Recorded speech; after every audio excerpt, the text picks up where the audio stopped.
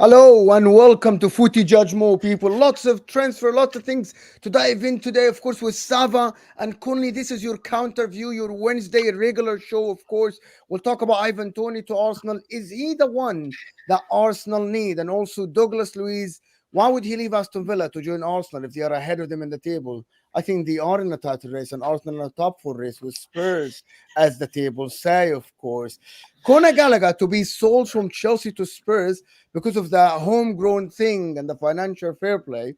Conor Gallagher has been one of their best players, of course. And Dragusin from Genoa to Spurs. What is next for Spurs and what do they need? But I'm here with Conley from Tunnel Media, of course, and Sava Football Heritage TV. Happy New Year, guys. First show on Footy Judgment. How are you guys feeling? Oh Good. yeah, now my people, my people. Happy New Year! It's your dark skinned man from the motherland. If you didn't know before, today you go understand. Big up everybody watching. Big up the viewers. Big up the comment section. Big up Mo and his Arsenal hate. Let's start the year right, man. 2024. Let's go. How are you feeling? How was your New Year, Sava? Yeah, it was quiet, man. I don't do a lot these days. It was quiet. I was busy looking at the league table, just seeing how things are all happening, and see if my predictions are any good for the year. So yeah, good New Year. Thanks. You? I'm all right. Yeah, had a good New Year, good New Year's Eve. New Year starting well for me, Alhamdulillah, and Good. everything is good. Yes, people. But people hit that like button when you join. If you're watching this on the replay, you have to hit that like button before you continue. Underneath the video, of course, and now it's underneath your live chat. It's the only way we're gonna get more subscribers on the road to 10K, people.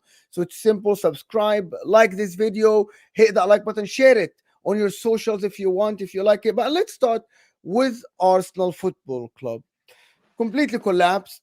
Arteta doesn't like what happened. He said this is one of the worst performances against Fulham. So I'm not going to take it to that performance, but I want to say what is missing from Arsenal. And I want to ask Conley, what is missing from Arsenal?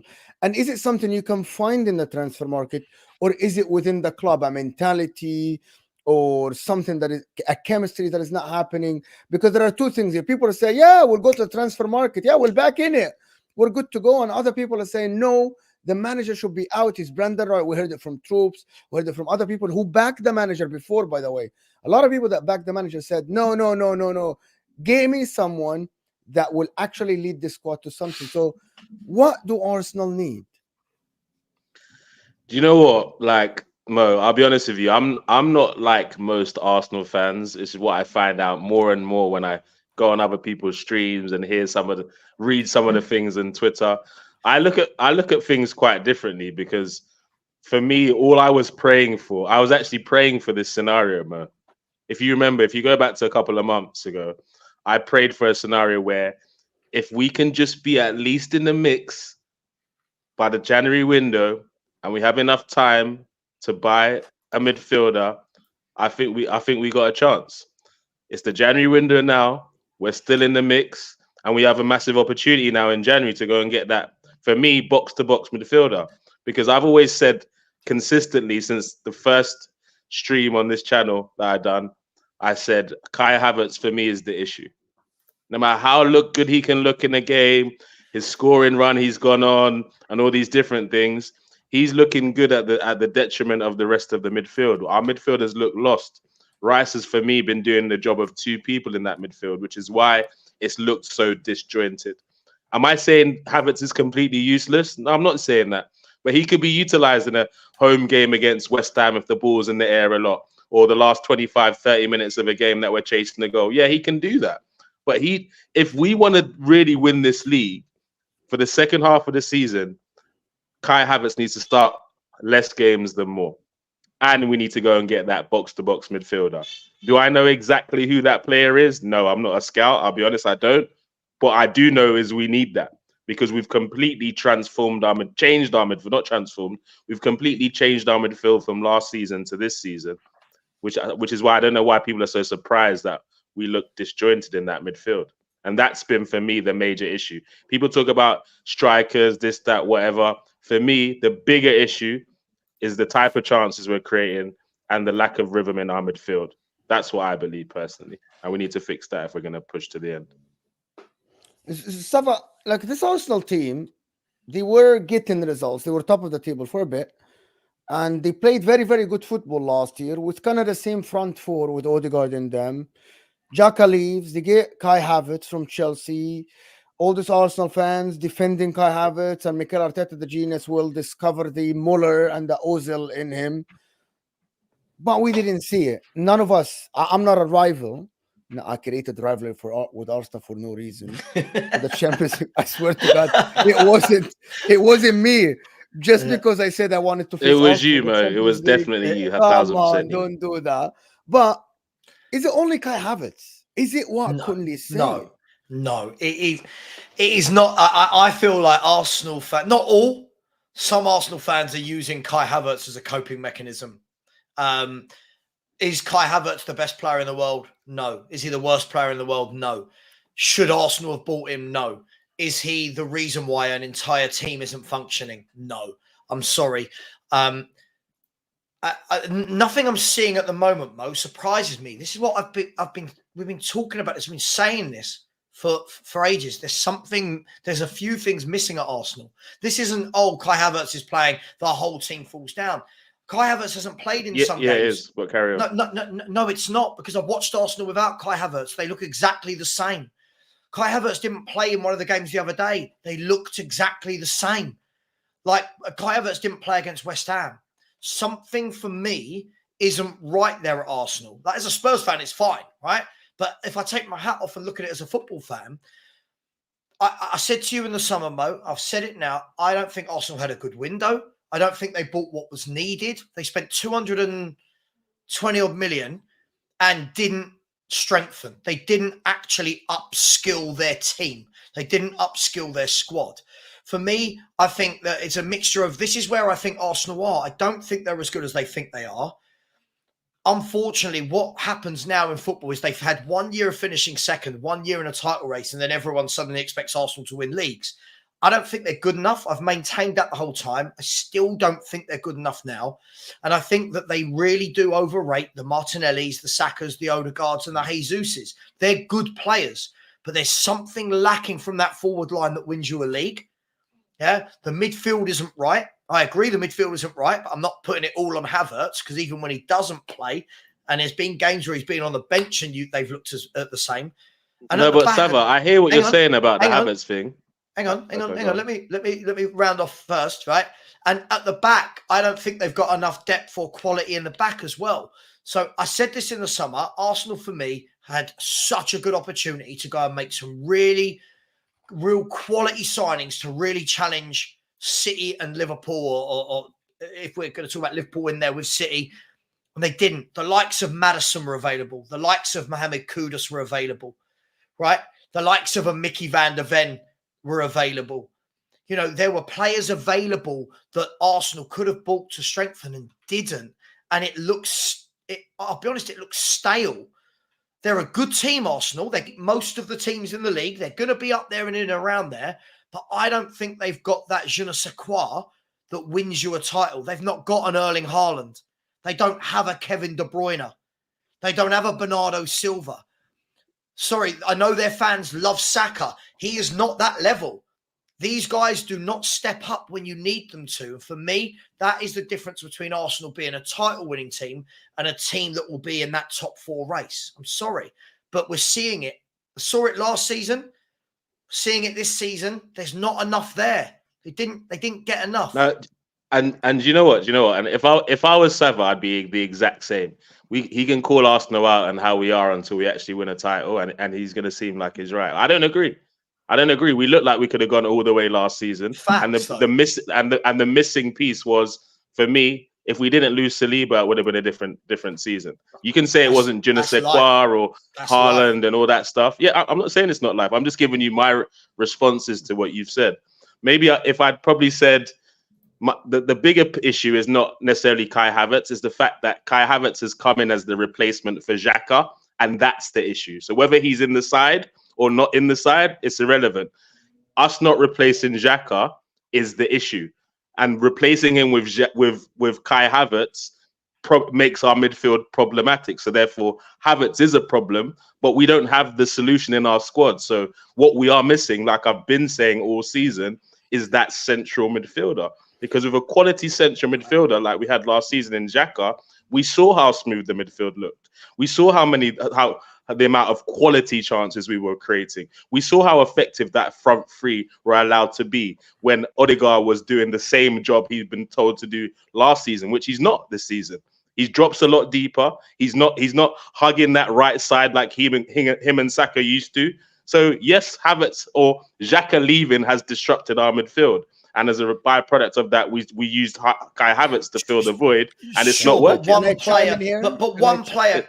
Hang on, just quickly, Mo. Hang on, just sorry, really quickly. Sorry, but one player isn't the difference between a season or not. I'm sorry. Okay, but if you say that, you say that, but we've got a brand new midfield. Well, yeah, you've got two new midfielders in there, yeah, but one of the midfielders out of three, two out of three, yeah. But one of the midfielders you've dropped in is class, right? So when we're saying we've got a brand new midfield, Rice is better than anything you had in that midfield last year. So Rice is disagree. No, Partey is a better six than a lot Rice. of Arsenal fans actually think that. I've always maintained that Rice has not reached Partey's level for me. Hang on, let me finish the sentence though, right? Let me finish the sentence. Like Rice is a quality footballer. Whichever way you look at it, Declan Rice has been one of your best two players this season. Him and Saliba every time. Been our best player this season. Right, okay, then be your best player. Rice is a quality midfielder. So, yeah, you've changed your midfield. But Odegaard, you guys were absolutely raving about last year after he had one good year, right? Declan Rice is a quality midfielder that you've just paid £105 million for, and he's a good player, a very good player, right?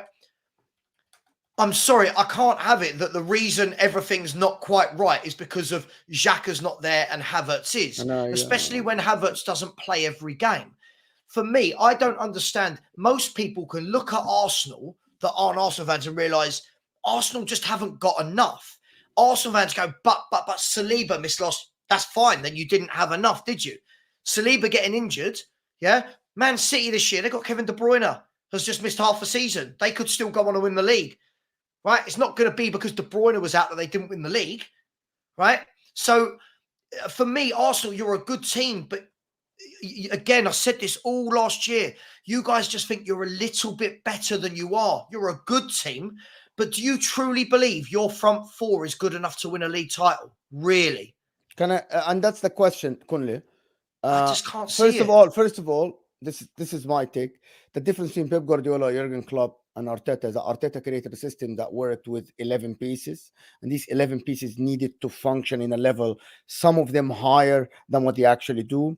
The way Granit Xhaka, and I kept saying this from the beginning of the season, that's my opinion, before even season started, I said, what Granit Xhaka offered them last year is very similar to what top players offer other teams.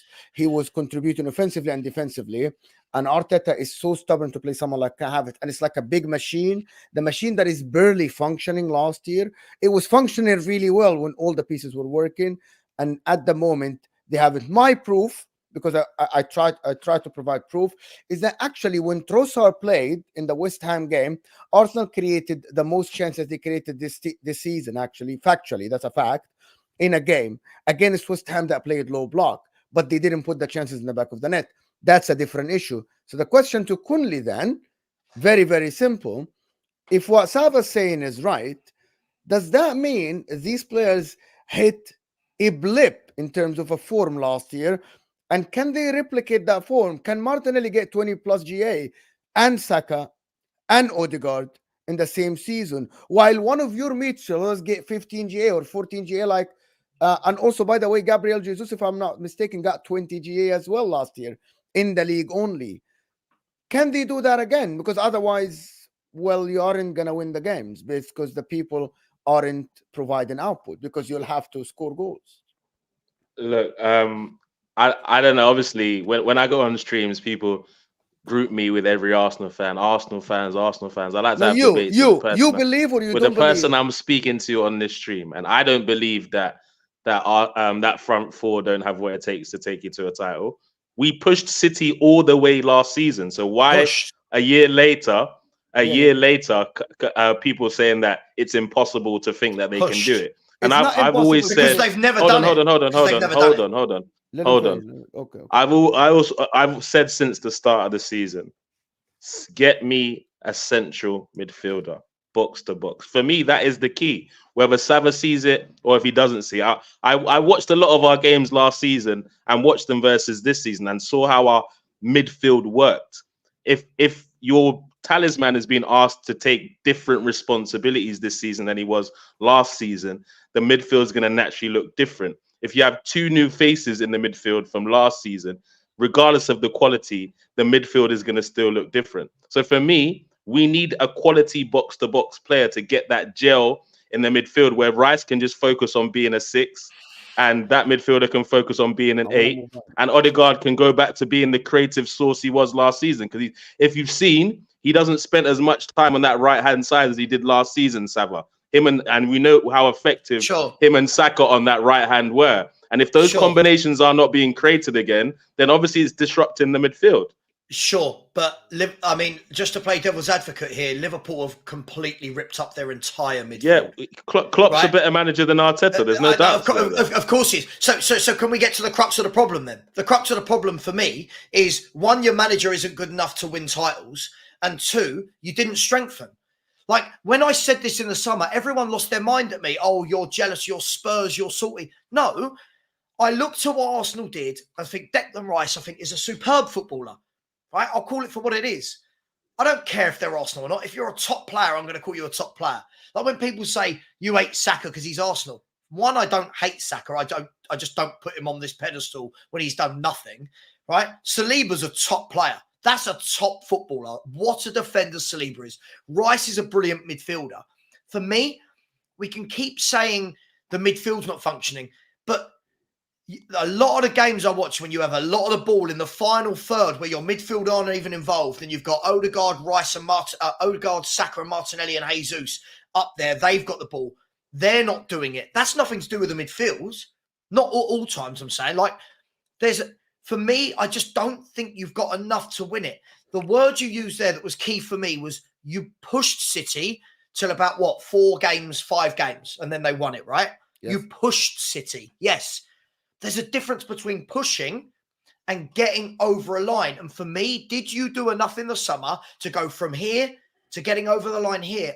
I don't think you did. And my opinion's not changed on any of Sava, what do they need to do? But Mo, that's not the question that... That's not the question you're asking, Sava, though. So I don't know why he keeps repeating that same point. I want to ask about what's weird. What's weird? I was responding to you. Bro, he's not answering. You're not even the question he's asked you. You're not answering. He didn't ask me. You're creating all sorts of different Arsenal fans. This and Saka said this and Saliba's that. I don't know if you know. Sava, I want to talk to Sava. I don't want to talk to the rest of the Arsenal fans or to the Tottenham fans. I'm talking to Sava. You keep saying Arsenal fans, bro. Talk to me. Talk to me, Sava.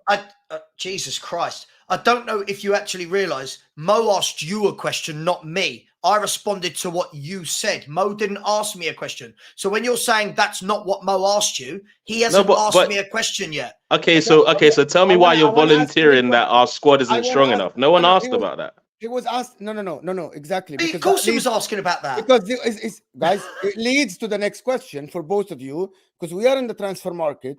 We're in January. If Arsenal are serious to do the business, that is my opinion, they go and jump on this Kimmich thing from Bayern Munich. They go put the money on the table. If De Jong is available, they put the money on the table, in my opinion. And by the way, if Man City, you do what Chelsea did. If Man City offer £30 million for Bayern Munich to get Kimmich, you offer 40. This is my opinion. And also you go get an Ivan Toney. That's a serious team. If you're serious, because you need another option than Jesus. Jesus can play left because Martinelli isn't doing it on the left. You need options. And I'm going to ask Sava a question. Simple. Is there anything that Arsenal can do that will make their probability of winning the title higher in this window? We are in a transfer window. What do you think they need?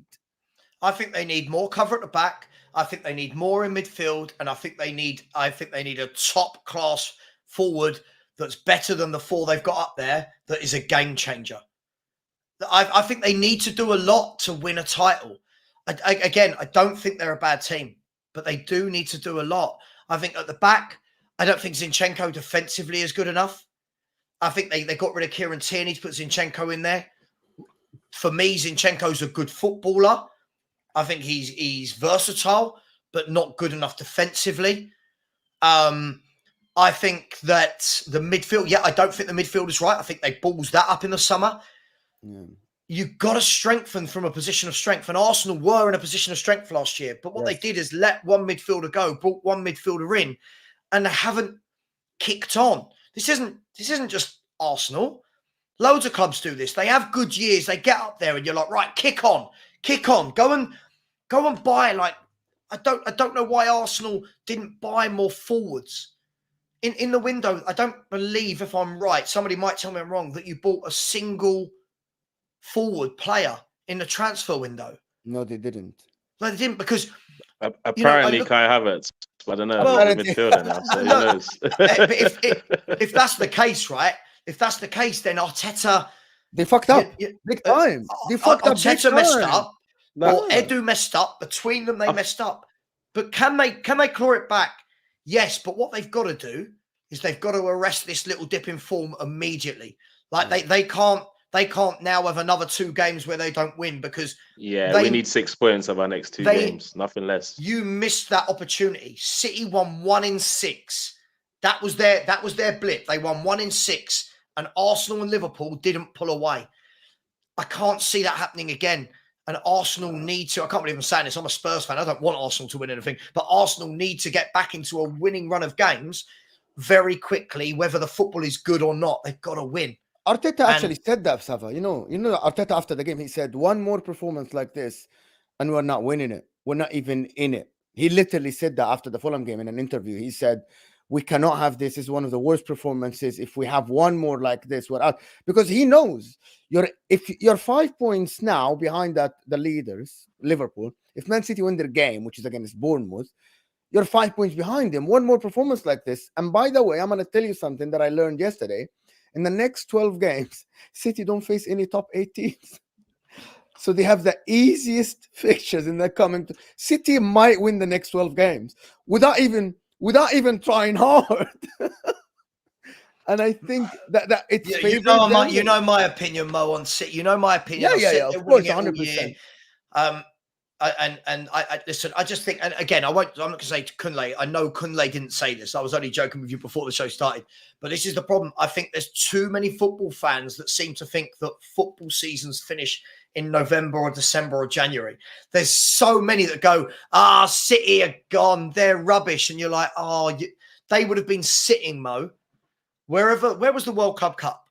Was it Qatar? Saudi Arabia. They would have been sitting in Saudi Arabia watching Liverpool and Arsenal losing or drawing games and going, we'll have this. And now they are they're 2 points behind if they win their game in hand. I think they'll fancy themselves to go on that run.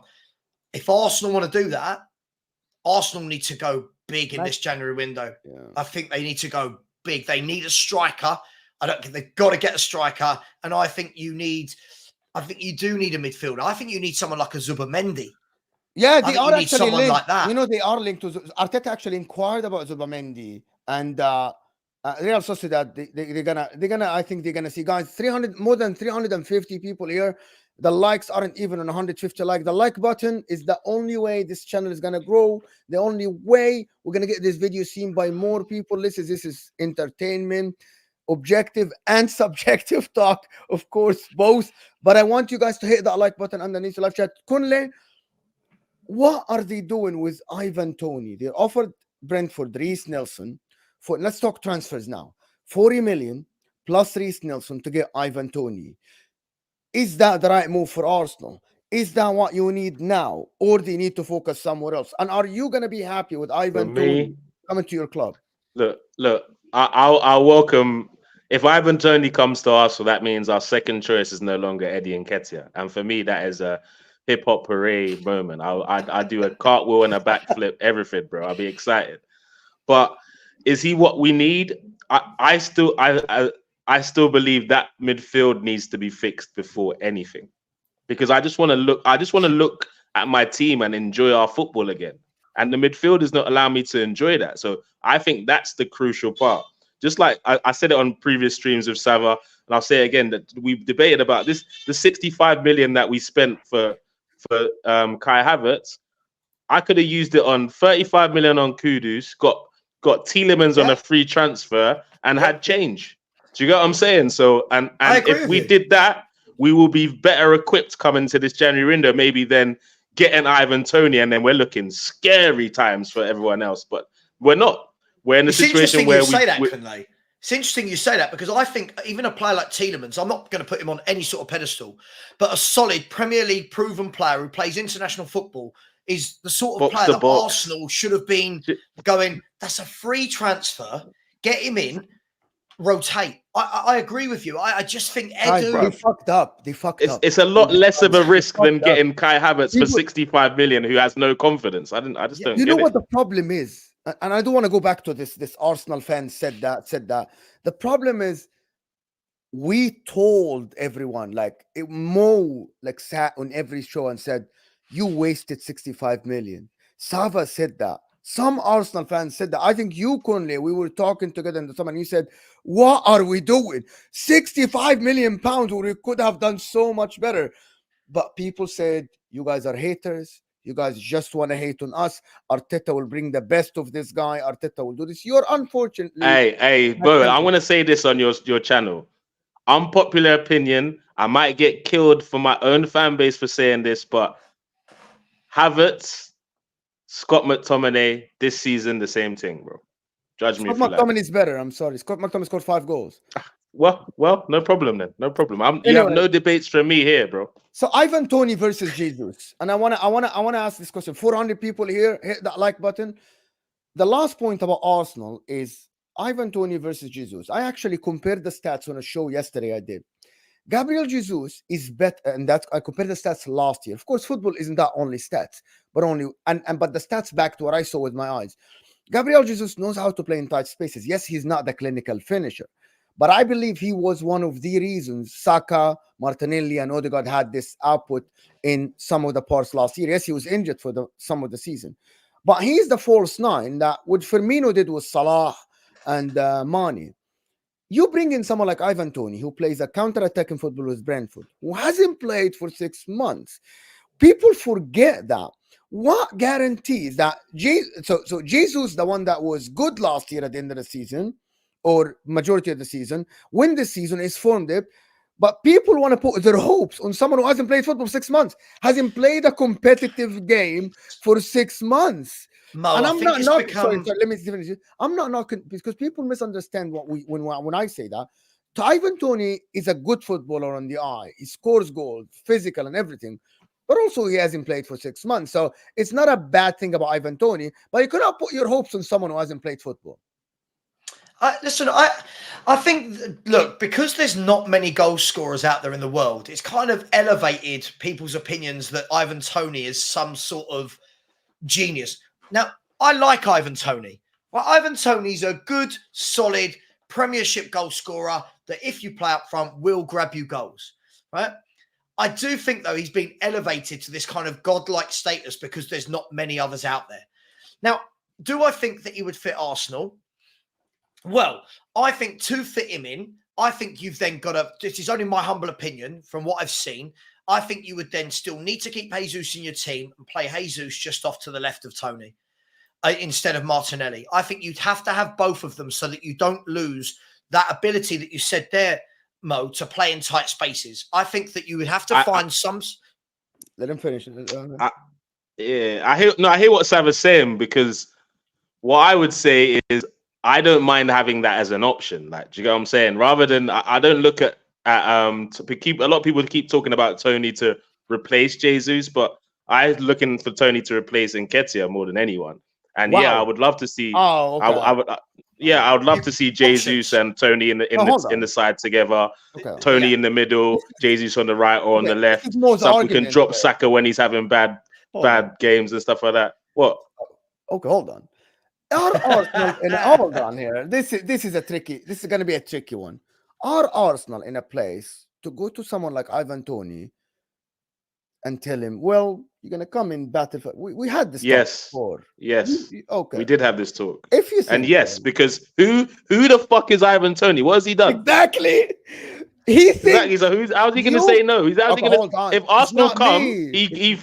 no. If Arsenal come calling, Ivan Toney says yes. No matter what. If Arteta Who says said you're that? going to be second fiddle to Jesus for the rest of the season, he'll be like, yes, boss. See you at training That tomorrow. is true. What? Lots That of is bullshit, true, but I bullshit. still no. Hang on. That is true, but I truly believe that Yeah, go on. if Ivan Toney goes to Arsenal, I think he knows he's playing. Like, let's be brutally honest here, right? If we, I don't know the number. We're looking at what 80 million plus. Has been the number. Okay. Let's say, but let's just say for argument's sake, right? 80 million north, right? If Arsenal were to spend 80 million north on Ivan Toney, he is not going to come in and sit on a bench. He will come in and play, because if he doesn't, the moment Arsenal lose a game, or the moment Arsenal start a game without him and don't score goals, the pressure on Edu and Arteta is going to be, you've just spent 90 odd million on a striker and he's not playing. For me, I think if he goes to Arsenal, he has to play every game, because Arsenal, whatever they say, are of all the big clubs, they lack that for me. They lack that out-and-out goal scorer. Now, last year, they spread it around really well, didn't they? I think Odegaard, Martinelli, and Saka, I think, if I'm not wrong, all got 15 goals in the league. I think. I might be wrong. Right? That's great. But that's relying on all those players at once to be on form. Right now, what you're seeing is Saka's not on form. Right? Martinelli's not on form. Odegaard's not scoring goals. Jesus isn't scoring goals. What other clubs have? Man City could do that. They know Haaland's going to score. Spurs can do that. You know, Sonny more often than not is going to score goals. Didn't have his best year last year. Other than that, every year you know you're going to get 16, 17, 18 goals from Heung-min Son, right? Liverpool know they can do that because they know that it doesn't matter how many the others score. Mo Salah is going to score you bundles of goals. Arsenal are the club at the top there for me. Even Villa. Watkins will score goals. Arsenal are the one for me at the moment that don't have that one source of goals that I think you need. I'm not knocking them. I think you've got to add that. You've got to add that. For me, if I was Arsenal, I'd get Sancho Jimenez if I was Arsenal. I would get the thing is for me, the thing is for me is I know my club, and when it comes to this January window, I know what usually happens. We get links to every single player in the market and end up buying a free transfer and a loan option or something. Like that's our thing. So I would love to say let's go and get 2 free players in this window, but I'm just going from the history of my football team, and I believe if let's say the Cronkies only say we can do 1 loan and 1 other position. I'm sorting out the midfield option first. That's for me. That's the priority for me. Then even with Partey coming back, they don't know. They don't know. Savo, what does that look like? You know what I mean? Exactly. He could go in 4 more weeks. So that's why. If we could rely on him coming back and give us 20 games, maybe I'll be like, okay, yeah, Partey. Let me update you, Sava, on Thomas Partey. Actually, I kept reading yesterday about this Partey because I had him on my title. Apparently, it might be extended timeout for him now because he's not going to AFCON because he wants more time to rehab. It's not because he wants to help Arsenal. You're actually not allowed to do that.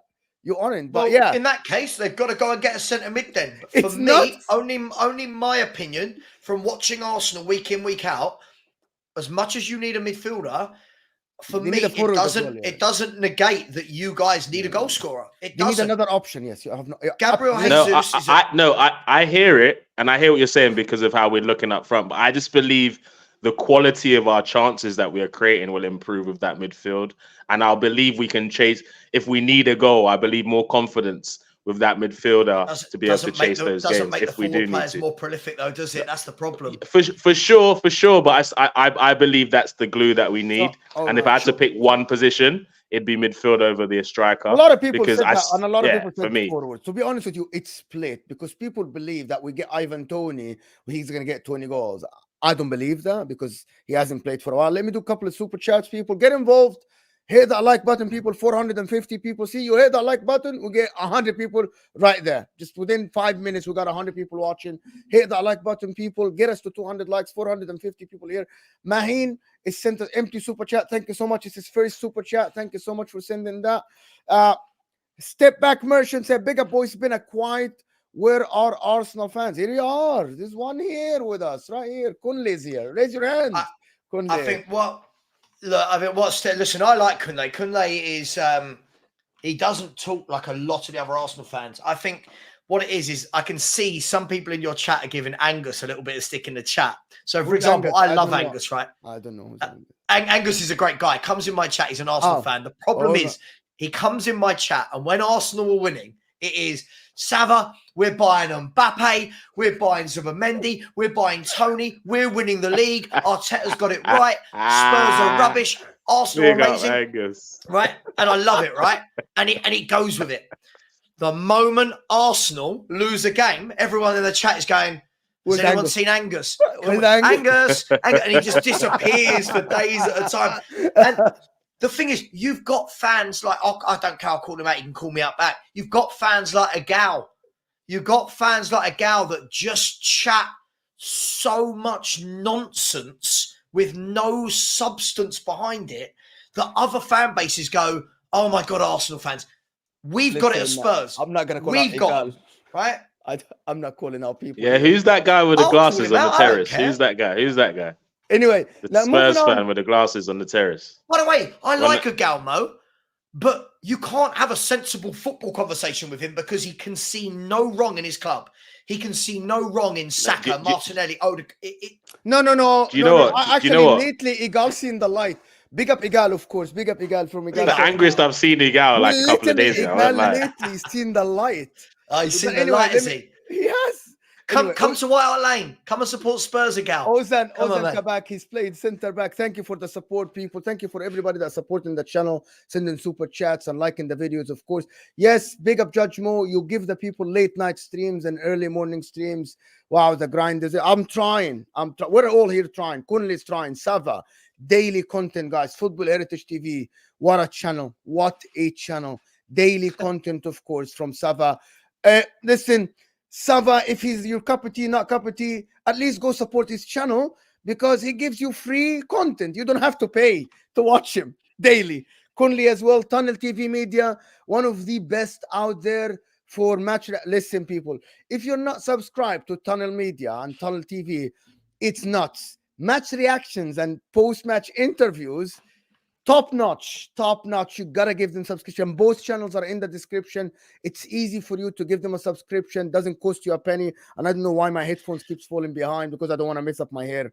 Of course, Akil here, one of the super chatters of the channel, is saying, I still predict a very quiet window. Unfortunately, you echo what Kunli is saying. Which is, well, we'll know you're not serious, bro. We'll know the club is not. And actually, I was listening to The Guardian yesterday, and the guy said, if they don't go out and buy, well, they're not serious because the other teams are strengthening. But Mo, there's one little caveat to that. For me, if we don't get anyone in January, best believe Arteta don't get no excuses from me at the end of the season because he decided to go into the end of summer with those signings. Well, so for me, the board, at the very best, he can beg the board to bail him out for that Havertz mistake, and that's what he's begging for right now. Let's be honest. Yeah.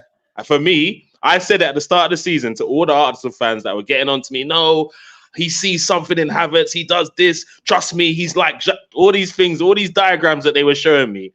I said to them, this signing of Kai Havertz is either going to make or break Arteta's Arsenal tenure. It's either going to be, it's either going to be the genius that none of us knew and he saw that we didn't see and we end up winning the league, or exactly what majority of the fan bases saw.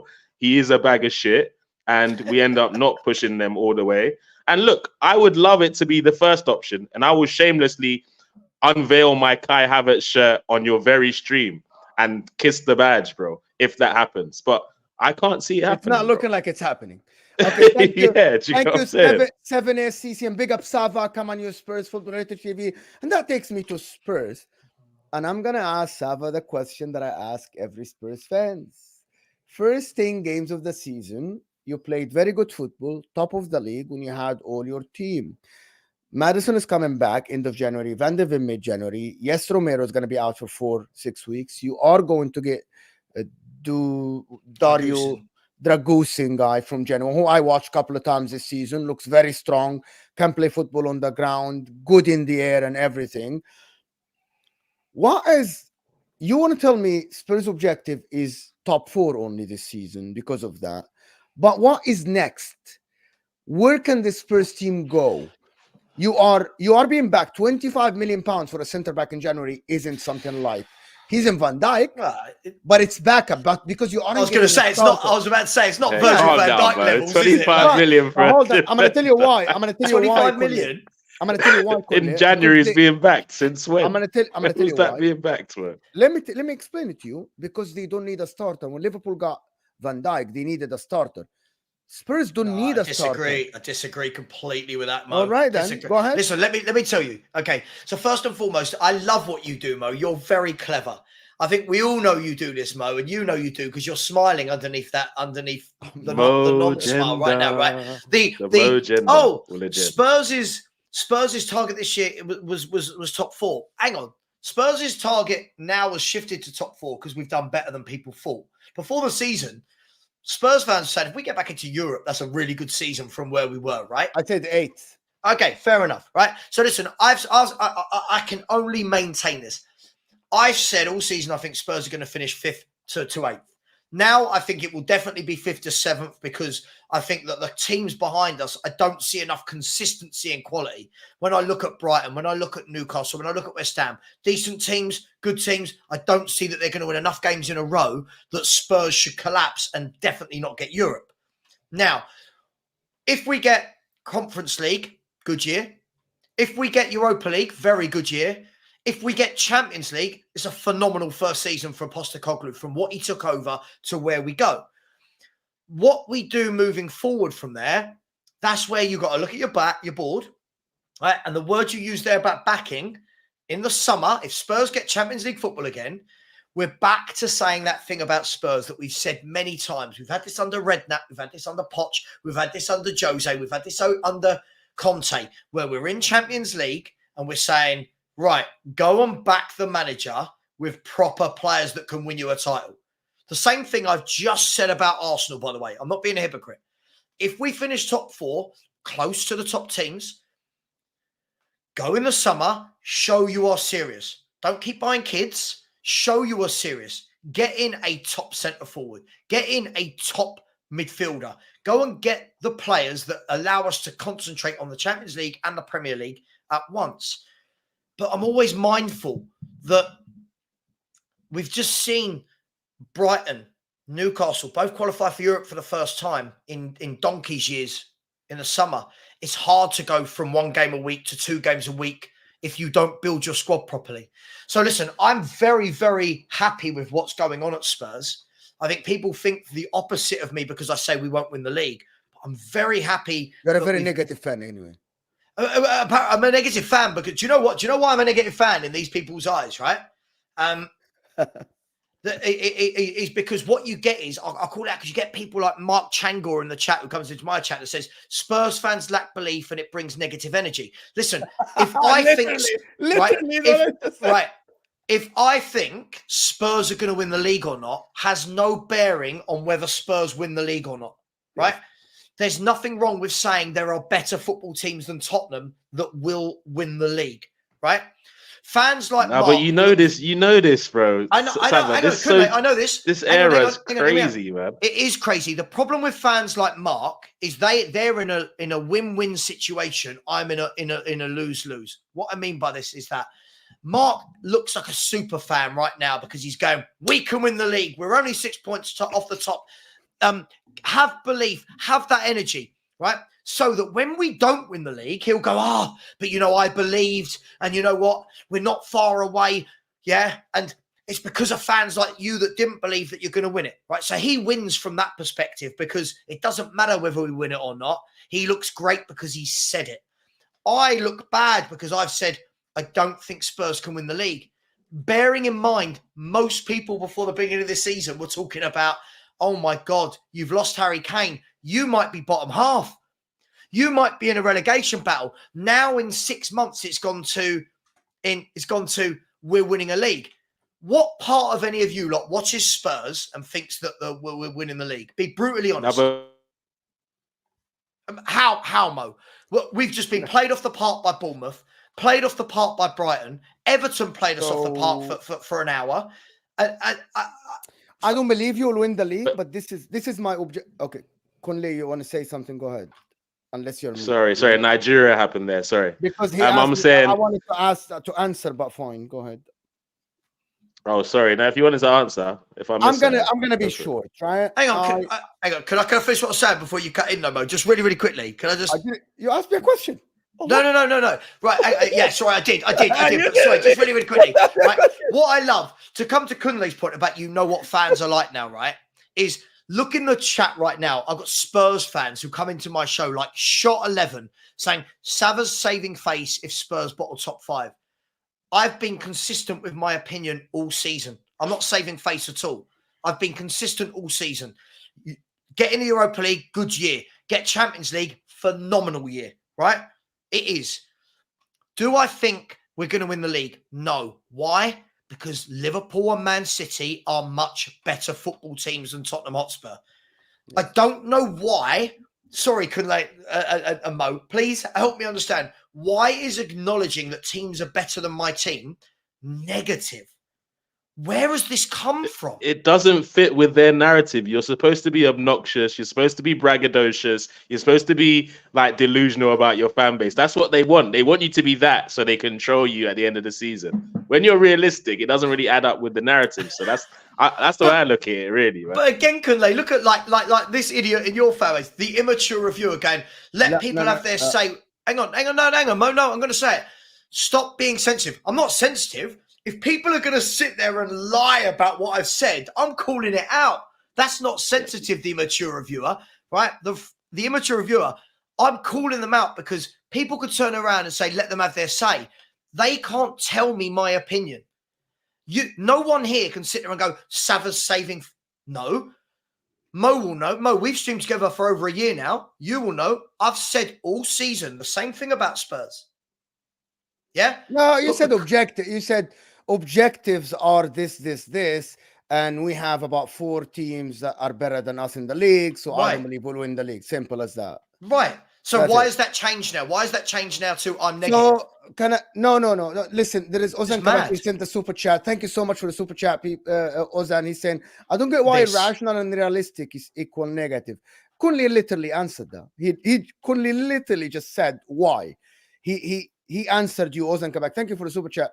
Listen, I'm not gonna say Spurs will win the league because I actually changed my opinion because of the injuries that happened. And I didn't think that you will win the league in the beginning of the season, but I thought that in the first 10 games, when Maddison was there and Van de Ven, who I believe are top player, I thought if Spurs stay within touching distance until January and go get an actually striker that will actually someone similar to Ivan, even Dominic Solanke is better than Richarlison, and keep everybody fit. So that didn't happen. So I was proved wrong. Simple as that, right?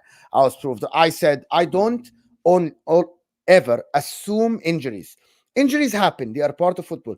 But it's very unlucky to lose Bissouma, Romero for a red card, Van de Ven and Maddison within the same game. That doesn't happen often to team. My point about Spurs, and I'm not going to say win the league or not win the league. You aren't winning the league because actually the math said that you're going to get only 74 points. And you aren't winning the league with 74 points. Yeah. Let's just be realistic and simple.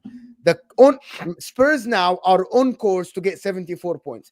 If anyone in the world believes that 74 points will win in the Premier League, I think he can go live under the rock. It's as simple as that, right? It's points divided by the number of games times the number of games. Simple math.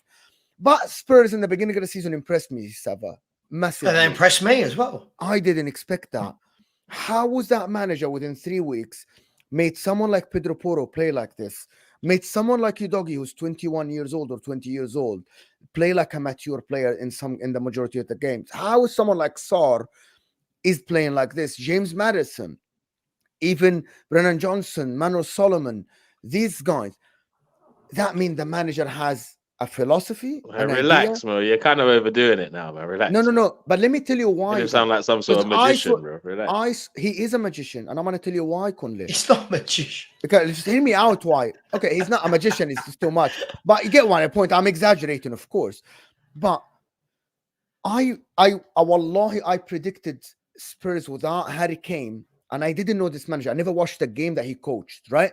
I said they're gonna finish 8s or 9s, but the first game in the preseason, and then carrying this through the season, and playing the same way. Yes, he's naive, but he's always adapting now. He's adapting now. In my opinion, not a lot of managers in the world can come into a squad like this, what I call bums, bro. Some of these players are, I'm sorry, are bums, bro. Like they shouldn't. Like Pedro Porro last year was all right. Even Emerson Royal. Yeah, but he didn't arrive at Spurs a bum. He was one of the most highly touted. How did he play last season in Europe, bro? How did he play? Yeah, but he played his first 6 months at a new club didn't start off well. That happens. So how bro. come? It happens, bro. How come? It happens loads of times, bro. What are we doing By here? the way, hold on. By the way, you're overdoing this praise. You're overdoing this praise. He accused me of something. He accused me of something. How come a player that didn't play well within 3 weeks with a manager play and being put in a level of one of the best right backs in the first 20 games in the league? Because does that happen often? Yeah, but Mo, you've got to look at it's different. Look, Pedro Porro's had a good season. Still gives the ball away way too much. Gives the ball away too much. But you've got to remember that Pedro Porro's style of play is perfect for what Ange Postecoglou does. Yep. He joined us and he had Conte as manager for about a month, right? Then he had Mason, Stellini. Then he had Mason. Spurs were all over the place. Spurs were all over the place back in the last season, right? So this system suits get Pedro off his Porro, dick, man. Relax, right? Man. Listen, here's what I will say, right? And this is what I will say. I think Ange Postecoglou has done a fantastic job at Tottenham Hotspur. I really think he has. He's brought back the belief. He's given us an ethos. He's given us an identity. He's given us a style of play. But Mo, this is what people do. They jump too early. For me, I'm saying, do you know what? I'm not even going to go, when people talk about winning the league and stuff, that's not my focus. My focus in the summer was getting a manager, let them implement an identity and a philosophy that means I know what Spurs are going to be in a year, in 3 years, in 5 years. Let's see a plan with our transfers. Let's see a plan within the club. Let's see everyone happy. That, for me, is more important than everyone just talking about a title race in 1 year. I care more about the bigger picture of where is my club going. So when people get into these positive, negative conversations, I don't get what they mean. I think the club is on the right path. We're on the right path. But the unnecessary... But that's not fun, is it, man? Of course it's We're not. going to win the league. Of course Fuck it's not. But you know what? The unnecessary pressure that people put on players and managers too soon is unbelievable. Oh, I think Postecoglou can win the league. Jesus Christ, he turned up at the club 6 months ago. I think he could as well, Sam, to be fair. Look, right. But those people, all I'll say is this, Kunle, those people, when we don't win a league, don't come back going, oh, well, we didn't have the players. No. You're calling it. You're saying we can win a league title. If you're saying we can win a league title, factor in injuries, factor in suspensions, like sensible fans do. Don't go, oh, but we did lose this player. Yeah, I've never heard that. If we go to the season injury free, I think we'll go all the way. Like, when has that ever happened? Like, when? When does that doesn't happen at all? But okay. So moving on, Spurs, Sava, what do you think Spurs should get realistically? You're not a scout, but what positions do you want to strengthen? Like, none of us are a scout. Like, I don't have a team behind me that go watch all the leagues. People ask me, so who should we get? I'm like, if I know a player, I will tell you, but I don't know. A centre half is definitely coming in. Half is definitely coming in. Dragusin should be wrapped up in the next 48 hours, depending on how much Levy wants to act like Daniel Levy. Other than that, there's been a lot of conjecture whether it will be a forward type player, either a striker or a left winger or a central midfielder. I think the problem that we've got in terms of the midfield and wanting to bring in a player is, at the moment, you've got Sarr and Basuma at the African Cup of Nations, plus James Maddison out injured. Højbjerg might want to go. So at the moment, I don't know whether or not they'll be able to do too much in that midfield to mess about with it. But I think we'll bring in two. I think we'll buy a centre half that we'll pay for. And then I've got a feeling we'll get a lone player somewhere a bit higher up the pitch. I think you try to get a striker, no? All right. So that brings me to I the next think point it's looking like Jota. They're talking a lot about Jota, who played for Postecoglou at Celtic. Okay. Yeah, because he's available. So Sava brings me to the next point, which is our next point. Conor Gallagher. Chelsea, apparently they have to sell. People, before we go into this, 500 people here, you have to like the video, people. It's simple. It doesn't cost a penny. This show is becoming one of the most popular shows actually on this channel, Sava and Kunle. Some people like this show, some people don't, but everybody watches it. So you have to like the video. Conor Gallagher, a couple of questions here. Should Spurs go for him? And should Chelsea sell? Sava, I want to ask the rival first before you. Oh, all right. You said Sava. I won't lie. Oh, sorry, am I yeah, you did say Sava, to be fair. Sorry, my bad. My bad. Go on, Kudley. My bad. To be fair, I don't rate Conor Gallagher whatsoever. I think his level is the Crystal Palaces, the maybe a Brentford or something like that. Spurs would be ridiculous to sign Conor Gallagher. I don't think I don't think he provides what they need right now. I believe that they're better off getting a quality, maybe a DM and a centre forward, bro, or a quality centre back and a centre forward. I don't think they need a Conor Gallagher right now. Maybe summer things might be a little bit different, involved in more competitions, etc. Conor Gallagher could be useful with his engine, but I don't rate him at all. I don't think he's what they need. But I'd love for them to get him, though. Yeah, that's me. So let me start with, I can't see Chelsea getting rid of him in any way, shape or form. I think he's their captain. He's been playing most games and he's been playing every game and homegrown quota as well. Yeah, but they have to sell someone like Conor Gallagher. Yeah. I'm not saying they don't. I'm just saying I don't know whether it will be an English player. I don't know their homegrown quota. Equally, what I'll disagree with Kunle is I don't think Conor Gallagher is the best player in the world by any stretch of the imagination. But what he is, he's a perfect player for Postecoglou's style of play. And this is what people will overlook. His engine, his drive, his tackling, he doesn't stop all game. And Postecoglou's style of play demands that. It's why Højbjerg isn't good enough. Hasn't got the engine. Skip. Is he what you need now? Enough. That's what I mean, Sabah. Well, I don't know. Listen, again, I'll go back to what I just said. It depends. Does Højbjerg go? Lots of talk that Juventus want Højbjerg. Atletico Madrid want him. A couple of Premier League teams. If you sell a Højbjerg, you need to bring in another midfielder.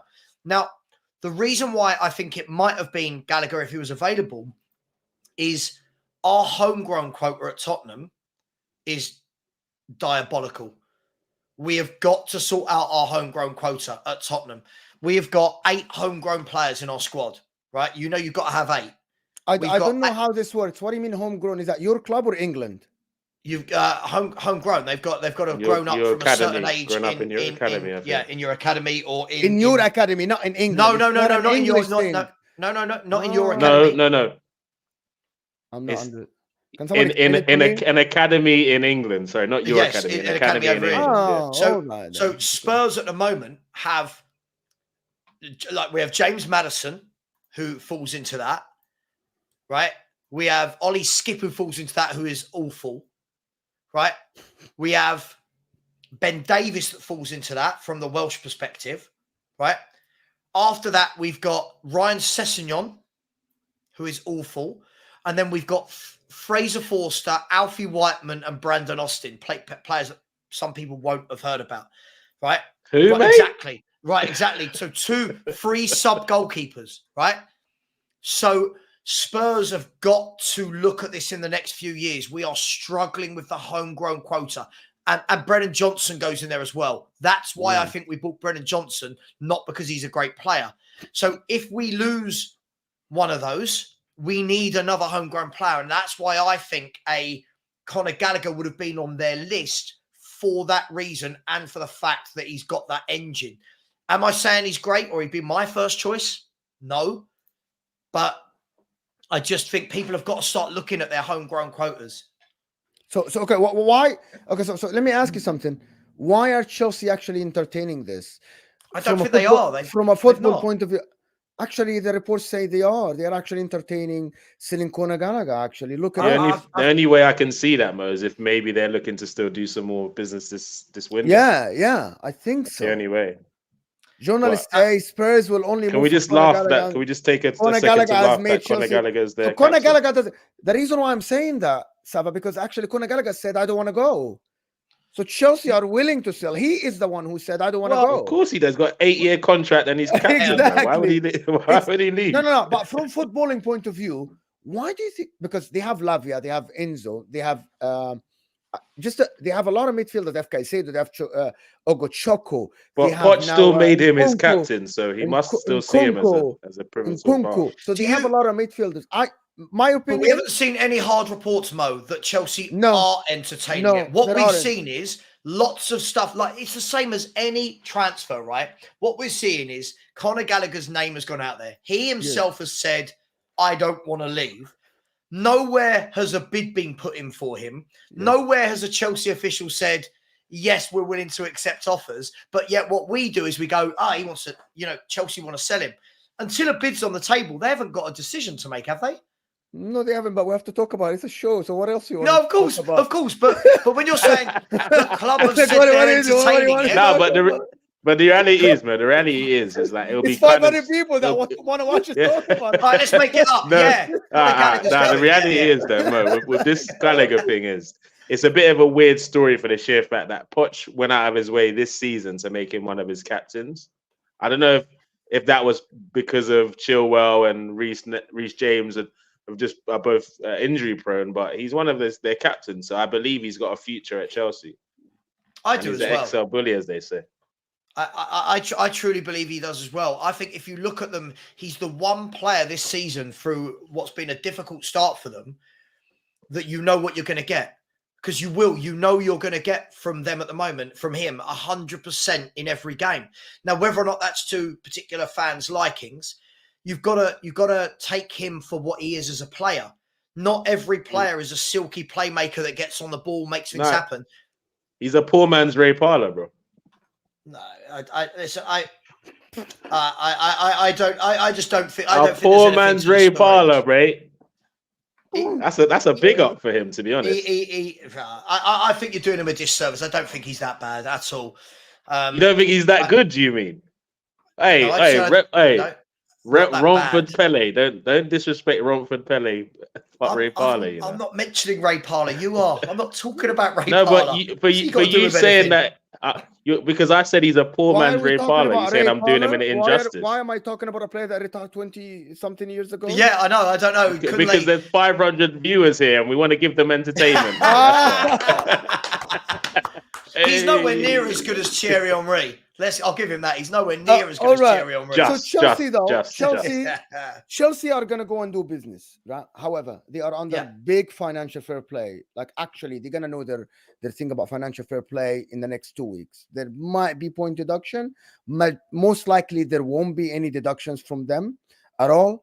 But Chelsea need to do business this window. Does anybody believe that actually they have to go to the window? They're actually linked to the Benfica quarterback. You think they will? Yeah, I think they will.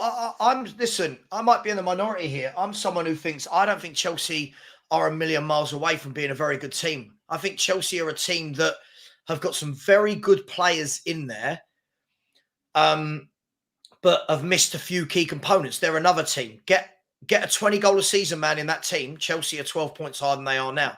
You think so? Look, how many games you watch Chelsea and they have chance after chance after chance after. We're not talking about a team who don't create. We're talking about a team that can't put the ball in the back of the net. They've got Nkunku back. He will grab goals. If they can add a striker to that and a proper centre half, if they get a Todibo type player, I don't think they're a million miles away from being a very good team. They don't need a centre half, actually. I hear you, Stella, but I just think they actually need a left back because they have Colwell, Badiashile, Thiago Silva. They have 4 senior centre backs. They need a freaking left back to stop playing a centre back in a left back. And they also, Chelsea, what they really need, which I'm not willing to give them a second for, but what they really need is time. That's all these lot I need is agree. time. But Couldn't, look, that's hold what on, I'm hold on. saying. That's what I'm And saying. what I mean by time is Chelsea fans, sorry you. Don't hit the messenger. You guys are not going to qualify for the Champions League for the next No. 2 years at least. At least. And you lot have got to be okay with that. And it's not because of Poch. You just got with the amount of signings and money you spent, you've created even more problems. I think if maybe Poch was only spending half of that money, he'd have a better team right now because there's not as many questions to answer as there currently is. Is Agreed. this guy going to be good? Is this guy going to get here? Is this guy going to stay around next season? What's going on with this situation? Is he going to come back strong after? There's so many questions of that squad. So prepare for calls and auto glass settings, Chelsea fans. Just prepare it. The banter's going to be on fire for sure, but just sit tight. It will get better. Couldn't they? By the way, when I said I don't think they're far off being a good team, I'm not talking about winning anything, by the way. I just think that I feel for Poch in a way, right? Because I think that the £1 billion, first of all, he wasn't responsible for all £1 billion. Second of all, when we talk about 1 billion, I think that the problem is that doesn't immediately translate to Chelsea have gone and bought £1 billion of players that are good enough to win a title. I don't think they have. I think they've tried to, I'm not saying this is right, but I think what they've tried to do is buy a young squad that can build and grow together. I think it was naive. And what they've done in that time is let go a lot of their senior pros. Now, when I look at that forward line, I look at that midfield, I see some good players, but I see they need some experience in there alongside them. They need some experienced pros to guide them through. But I just think that, like I said at the beginning of the season, I didn't think Chelsea were going to win anything this year. Obviously, they're not going to. But I still think they can have a good end to the year. If they can get into European competition and go again, I think Poch will figure it out. He's a good manager, but he did this with Spurs. It took him a long while to figure out, Mo, when he joined Spurs. How dare you say he's a good coach? It's fun. Huh? How dare you say he's a good coach? You aren't allowed as a Spurs fan. Oh, yeah, no, I know. But when he joined Spurs, I think a lot of people forget that year one was awful. Do you know what I mean? Year one wasn't good. He took his time, then learned who he's going to let go. Then he upskilled some players. I think the problem, Chelsea have just been all over the place. But I don't think they're awful. So Broya is linked to West Ham. I think they're going to acquire it because West Ham actually want a striker. I think if Broya leaves, that will leave them a little bit of space to sign another forward, which is what they need because stats don't lie, right? Yes, they can translate what we see with our eyes. Chelsea are third in creating chances in the league. Third. And they are 10th in the table. That's how bad it is. They don't score goals. But listen, I'm going to move on to the last part of this. I'm not going to take a lot of your time. Just the last part. Jadon Sancho leaving Man United. And Man United are linked with Choupo-Moting and Timo Werner. And I'm speechless when I heard this news. When I read this news, this is nuts. Timo Werner and Choupo-Moting. And you're gonna let number one, this is an Alexis Sanchez situation. When Alexis Sanchez went to Inter, by the way, Inter paid less than half his wage, and Man United kept paying his wage. Man United, Dortmund told him, we're only gonna pay him third of the wage you're offering him, and you have to pay the other 2/3. Is that should Man United entertain this offer at all? This is what's on the table, actually, from all the journalists. So the question is, should they be entertaining? Should they entertain this? And why are they linked Sancho? to Choupo-Moting? Yes, and why Choupo-Moting and Timo Werner? What is happening at that club? I think Jadon Sancho going out on loan to Borussia Dortmund makes sense because the club aren't playing him. It makes sense because they're not playing him. For me, is what's happened irreparable and they maybe should try and get him in the team? I don't know. I just feel like maybe a bit too much has happened there. I think that makes sense. If they're not going to play him, it makes sense for him to go back to Dortmund.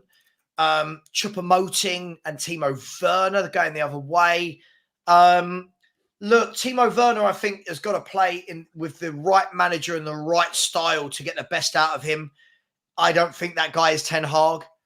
Choupo-Moting, I think, look, if I'm a Man United fan and I see my club linked with Choupo-Moting, I'm thoroughly underwhelmed. This if is I'm- their if I'm level, brutally Saba. honest. Now, this is their current level, man. Don't be Well- upset, man. This is your current level. And Well, the this is best the thing thing. that could happen to Sancho is to leave England, not even Manchester United, leave England, because it's clear to see he does not know how to operate in his habitat. He goes to Germany, he sets the world alight, doing like season after season, GA up and down. Comes back to England with the man them are around him now. But Sava, the man them are with him with 300k a week now, so he's lost it even more. He can't be in England. He's too easily influenced by the man them. So he needs to leave England, go abroad, go Germany if that's what you need to do, go Spain, go somewhere away from the man there, man. Just focus on your football again, Jaden, because you are a talented baller, but England ain't for you. That's the reality of it. I don't think it's just England isn't for him. I think it's the Man United setup. The problem is, like we just talked about Chelsea, I think what we can't do is when a club is in crisis, when a club is in a bad spell, when a club is rebuilding, when a club's going through that, whatever we want to call it, I think what we tend to do is just go, oh, all the players are rubbish. It doesn't suit them. For me, I think if you drop Jadon Sancho into the right team with the right manager, that's a bit more of a man-to-man manager, whereas Ten Hag is very harsh. Everyone's said for years Ten Hag is very harsh. He's very abrupt. He's very curt with the players. I think that in the right setup, in the right team, in an attacking team, I think Sancho would be a very good player. I think Sancho would do well in our setup. I think Sancho would do well on our left wing, playing alongside Sonny. But Man United, too much has happened there for him. And I think that the managers he's gone to play for in terms of what was it, Solskjaer and Ten Hag, I don't think it suits him. I don't think it suits him at all. So he's looking like another Dele Alli if he doesn't. It's heading that way, right? Yeah, like for me, like it is. But the thing about it is that he's very talented footballer. He's a very talented guy. Listen, people, this has been an absolutely brilliant show. Absolutely great. Sava from Football Heritage TV. You gotta give him a subscription. The guy is brilliant. The channel is brilliant. The content is absolutely non-stop on that channel. The entertainment. Tunnel TV, of course, with Kunle. Absolutely phenomenal content daily as well. A lot of reactions, a lot of catching up to do with the last week. Spurs, Arsenal, Man United fans there in the studio recording. Absolutely brilliant content. Thank you guys for being here. Absolutely enjoyed this show. Absolutely great show. Next week will be after Arsenal face Liverpool, so that will be a different trophy. If Arsenal throw that away or not, we'll know.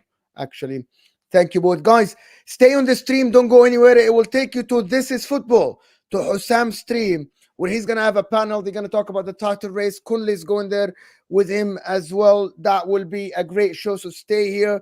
Any plugs, guys, you want to plug in before we leave? A show coming in, Sava, Kunle?